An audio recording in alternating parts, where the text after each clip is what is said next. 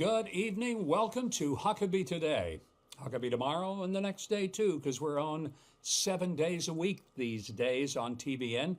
Our weekday show every Monday through Friday at 6:30 Eastern, 5:30 Central. And of course on the weekends, our variety show from Nashville. It's a lot of fun if you haven't been watching it, and I hope you have. That comes on every Saturday and Sunday, so there's no excuse for not keeping up with Huckabee Today and the Huckabee Show, 7 days a week, right here on TBN. I want to get underway tonight by saying there's a lot of nonsense on TV these days, but this show is not about nonsense, it's about common sense and uncommonly interesting conversations with people, all of whom are smarter than I am. And if that was not enough, we've got insights into today's news, and we try always to deliver it with a little bit of sarcasm. You may wonder why. Well, keeps it interesting and hopefully even puts a smile on your face. All of that, by the way, comes to you free of charge. We've got a program tonight that ranks right up there at the top of the list of important issues in this country. Why, you might ask? Because it's about life, not just money, not fame, not the weather, your favorite sports team. It's about something that is fundamental to every one of us, life. During the years before Roe v. Wade was overturned by the U.S. Supreme Court, somewhere between 600,000 and 1.5 million abortions took place every single year in the United States. 50 years of almost 1 million little boys and girls every year not allowed to join us because of someone's choice. When I said we were going to talk about life, let me put something on the table before we get to our guest.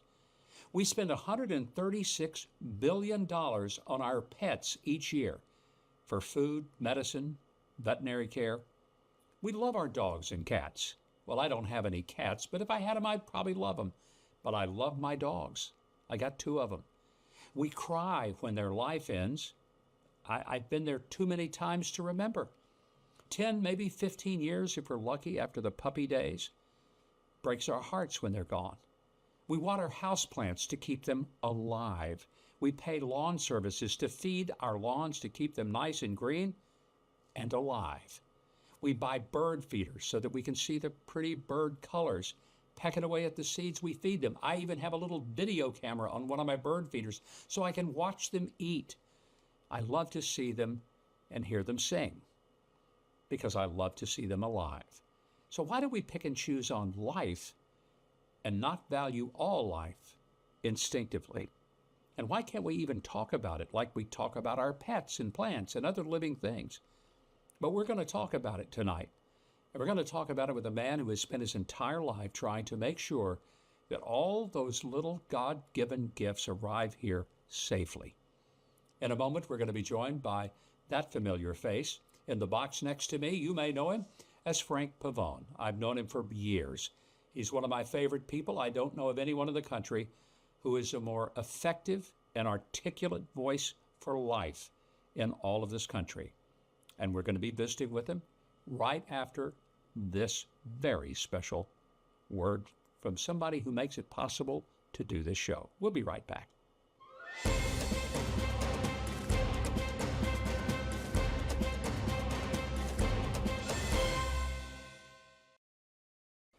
We are back with Frank Pavone, very significant voice for life in this country. Frank, first of all, delighted to have you with me, and I want to get started by talking about the Roe v. Wade decision that the Supreme Court issued in the Dobbs case. Most people don't even understand that it did not do away with abortion. It didn't outlaw it.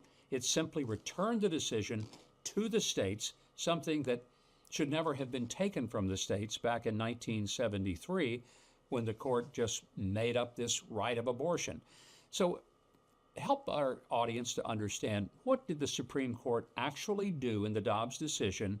How has it been misinterpreted by so many people? Well, Governor, thank you for having me. It's great to be with you again. And yes, you know, people ask me when Dobbs came out in 2022, what's the next step for the pro-life movement? And I said the next step is to understand Dobbs. And I don't think we've even accomplished that quite yet. What's at issue is very simply this. Under Roe v. Wade and Planned Parenthood versus Casey, the Supreme Court was preventing we the people from protecting the unborn. Simple as that. Many states, Arkansas included, and states from coast to coast, were passing laws over the course of decades to restore at least some protection to unborn children. And people would elect the lawmakers would pass the laws, the governors would sign them, and then the court would come in and block those laws. Why? Because they said there's a constitutional right to abortion. What Dobbs did was it took that away. It said, sorry, we made a mistake. We made a grievous mistake. There is no constitutional right to abortion. And therefore what? Therefore, if the people and their lawmakers and their governors want to protect the unborn, we're not going to stand in the way. So it was the court sort of stepping back. As you said, it didn't make abortion illegal. Governor, what it did was it leveled the playing field. It still allows pro-abortion people to introduce and pass pro-abortion laws, but it also gives us the same right to pass pro-life laws to protect those children. And by the way, it's not only the right of the states to do that. The Congress can also do that on a federal level if it so chooses, because Dobbs said it's the people and their elected representatives that can do so. I think that's a great analysis. You know, for many years, I've said to people in the pro-life world that getting a repeal of Roe v. Wade is not the holy grail. For some states, mine included, in Arkansas, it eliminates abortion. We won't have any. But in other states, particularly states like New York and California, there could be more abortions than ever before because that's what those voters in those states have done. If there ever was going to be a way to really have respect for life, I would think that maybe the way to do this, and I've argued this for many years, even in the political realm, and some people don't like it, but I would say it's to establish personhood, that every unborn child is a human being. Because if personhood were established, the Fifth and the 14th Amendment would protect that life, and you wouldn't have to pass any laws because we already have amendments to the Constitution that would in fact do just that. This is something I agree with very strongly. And, you know, I was just, not to get ahead of ourselves, but I was just at the Republican National Convention. And of course, there was a lot of talk about the platform. And the revised platform, even though the language is weaker than it was in past platforms on pro-life, nevertheless, it starts with a reference to what you just said. It starts with a reference to the 14th Amendment, and it says that amendment guarantees the right to life. If that's the case, then that gives us our game plan. That gives us our line of action to articulate that not only in public education, but also through legislation and through the courts and to keep pressing the case. And we can formulate the question this way.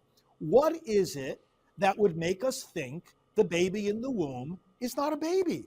And Governor, I've been putting it this way. You know, we're living at a time where we're just rejecting common sense and we're rejecting God's truth. We are at a point now where we can't even say a man is a man or a woman is a woman. Maybe that's because for 50 years we've been saying a baby's not a baby. It's the same mistake. It's the same rejection of something that is so obvious and that's written in our very bodies by God. Yes, that's a baby. Yes, this is a man. Yes, this is a woman. We've got to start with basic biological truth. And that's on the basis on which, and the only basis then on which we can build laws and policies consistent with, as our founders said, the laws of nature and of nature's God. I think you're bringing up the Republican convention as a good opportunity for us to show that the Republicans did not take as strong a stand as they have, but at least they took some stand. And for many of us, you know, I'd always opt for the strongest possible language to support life. But I do understand that even among Republicans, there are various views. Some people believe in an exception for life of the mother or victims of rape or incest. Others of us, I consider myself one of the people who believe that if this life is in fact a human life, then from conception, we should do everything possible to protect it and preserve it because it is in fact a fellow human being, an innocent human being, never adjudicated of having committed the crime and therefore deserving of anything other than our sacred sense of responsibility to taking care of it. But the Democrats in their program, and we're going to see it next month when they gather in Chicago, will take a radical position, one that believes that abortion anytime, anywhere, any circumstance, for any reason. So how big is this contrast going to be for voters? It seems like the Democrats are betting the farm on believing that Americans really, really want to have an unlimited abortion. Well, the American people have never been where the Democrat Party is on this issue. They want no restrictions, no limits whatsoever. There's not a single survey in American history that has shown most of the people embracing that kind of position. Most Americans want less abortion, not more. And that's very much what this election can be described as. Do you want more abortion in America? Well, that's what the Democrats are going to give you. You want less? That's what the Republicans will give you. Now, where is that line? What does less mean? That's something that has to be worked out through the legislative process.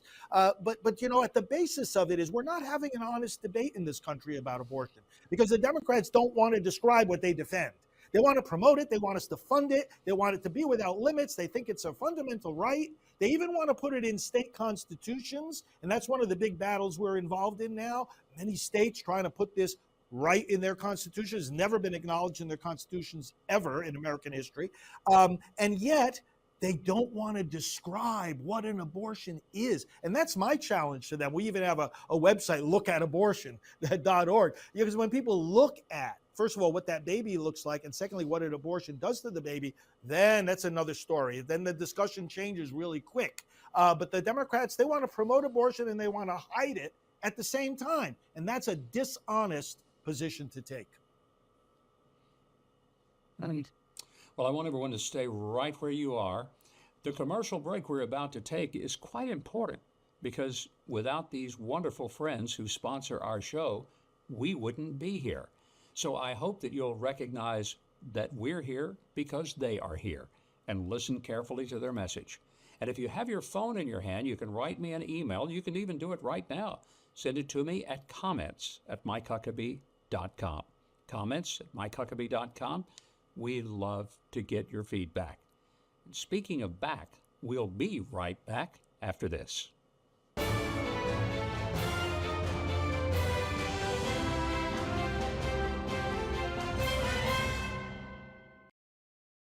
We are back with a dear friend, Frank Pavone, one of the leading voices for the life community in this country. Frank, before we took the break, we were talking about the contrast between the Democrats and Republicans in this presidential election year. How would you speak to a person who says, you know, I can't vote for Donald Trump. I can't vote for the Republicans. I don't like them. But I'm pro-life. I'm pro-life all the way. I'm going to vote for Kamala Harris. What do you say to that person? Well, we have to look at the effect of our vote. It has really nothing to do with whom we like or what we like about them. It has to do with what direction is the country going to go in if whoever we vote for wins. And there's no question. I mean, Kamala Harris has been on a reproductive rights tour.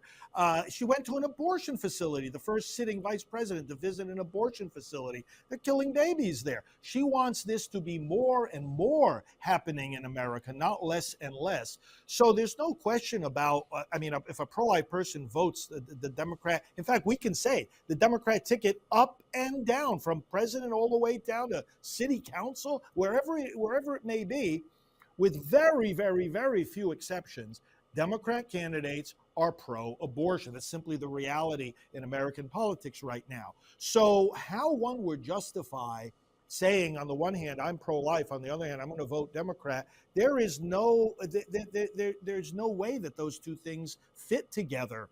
You know, I think back to the founding of our country. You know, the founders were wrestling with slavery.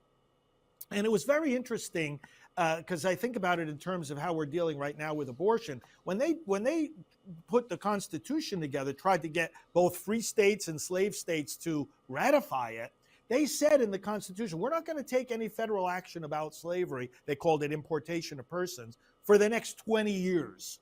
And, you know, that was not because they were compromising morally, but because they wanted to put in the hands of the people the tools that they could eventually use as one nation to abolish slavery, and that's what we ended up doing. And I think right now, people pro-life, some pro-life people might feel like, oh well, the Republican Party is not being strong enough on this.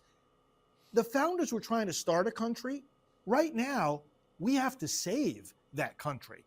We're not even going to have the tools we need to fight abortion if the Democrats get back in. We're talking about freedom of speech, freedom of assembly. I mean, what are they doing right now? They're throwing peaceful pro-life people in prison. So it's like, well, let's save the country, and then let's save the Constitution itself. Let's save free and fair elections so that we will have the tools we need, not only to stop abortion, but to advance all the other great values and positions that we hold. You made a great point of the connection between slavery and abortion, in the fact that the logic of slavery is that it's possible for one human being to own another human being, lock, stock, and barrel, even to the point of death. The logic of abortion is that a person can own an unborn child. Frank, I got to tell you, I loved having you on. This has been such a pleasure. First of all, just to see you again, because I have such absolute admiration for your work and advocacy for the sanctity of human life. I hope we can get together again soon, because a lot more topics getting into things like euthanasia, where this country goes if we don't stop this trend toward disrespecting human life. So thanks so much for coming on. We wish you well in your mission this fall and beyond, and look forward to seeing you again. We're going to come back with your emails in just a moment, so stay with us.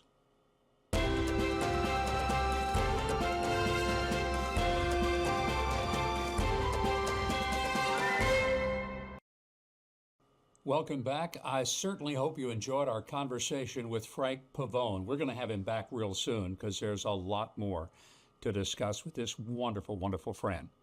Well, we always say to you, send us an email. We want to read them, and some of them will make it on the air. We do read them all, and we love to hear from you. If you haven't sent your comments, and they don't have to be nice, I'm a big guy. I can handle it. I've been in politics for over 30 years. Believe me, there's nothing you can say to me that would make me curl up in a fetal position, crawl up under my bed, and refuse to get out tomorrow and eat breakfast and face the day. So tell us what you really think. Good, bad, ugly, it's all fine. Send your comments to comments@MikeHuckabee.com. Let me share with you a few that I got. I love this one, and I'll tell you why. This comes to us from Karen. She's writing from Simi Valley, California.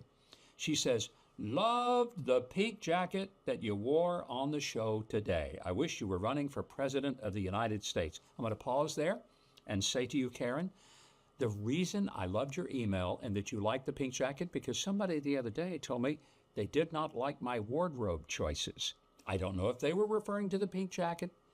Maybe it was my wife sending that in under an assumed name. I'm not sure. But thank you for liking the pink jacket. Of course, I do note that you're from California, so what can I say? As for your advocacy that you hope I'll run for president, not going to happen. Did it twice, and still have the scars on my back and a warehouse full of posters to show for it. And people say, well, why not? And I tell them, you can only mortgage your house so many times to go out and do something like that. And then you decide, maybe I'll stick to doing what I'm doing now. We got this from Linda. She is in Arizona. She says to us, I love your show, keeping us informed about current political events from a conservative, biblical worldview perspective. However, in my opinion, your intro needs work. It bothers me that you use the word smarter. You can say your guests are more knowledgeable on the topics you are covering. Well, that's an interesting perspective, Linda, but they probably are smarter than me. At least all the people left of me, they don't think I'm that smart. Kim writes to us, she says this, thanks for all the information and guests you have. We watch every night, and I'm learning political issues I would never have known without the help of your guest. God bless you in America. Kim, I'd say God bless you and America as well. You see, we really do read them, and we really do read quite a few of them right here on the air. I hope you'll give us suggestions. If there's a guest you'd love to see us have, hey, we might try to put them on the show. But we always appreciate your joining us and hope that we'll see you every weeknight and on the weekends on the Huckabee Show from Nashville. Until then, good night and God bless.